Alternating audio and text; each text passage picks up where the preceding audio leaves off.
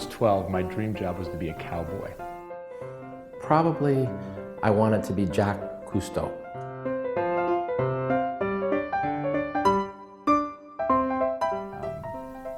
Probably the picture that had the most effect on me was not taken by a photographer, but by a medical technician. And it was a sonogram of my daughter, Havana. It was a collection of photos. My father had an old book that was the picture history of World War II. And I remember going over that book many times when I was very small, 5, 6, 7, 8 years old. And to this day, I remember not only some of the photographs, or actually most of the photographs, but I even remember the layouts.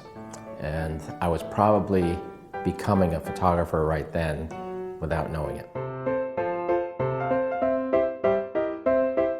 My all-time favorite photographer? Well, John Lipsia, probably, or W. Eugene Smith. It's kind of a push between those two. Radically different subject matter, but both had profound emotional, visceral, and contextual impact for me.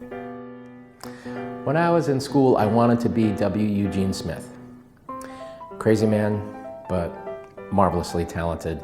Really the architect of the genre of story that we refer to now as the photo essay. But if I have a hero, photographically, and a mentor, it was Carl Maidans. If I was an editor and they told me that my career depended on a cover that we were going to shoot tomorrow, and I had to pick the photographer today, and I didn't know what the subject matter was, I'd pick Joe McNally to do it, because I could give him anything. I could give him street journalism, a food illustration, a landscape, and he does more things well than anybody that I know.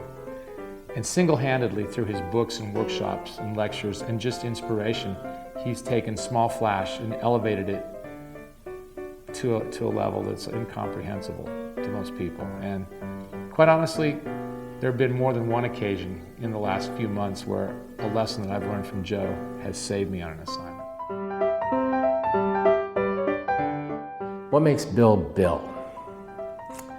So many things, chiefly talent, virtuoso talent, but he couples that with a real sense of being in the moment photographically and recording things, but also interpreting them at the same time, which is really hard to do as a quote-unquote sports photographer.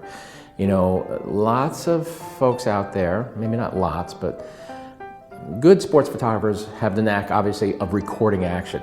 What I oftentimes think about Bill's work is that he's recording it, but he's also interpreting it. There's a spin, there's a difference, and you know it's Bill and his very nimble mind working behind the lens.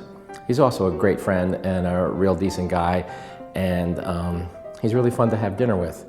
And you can't say that about every photographer in the world.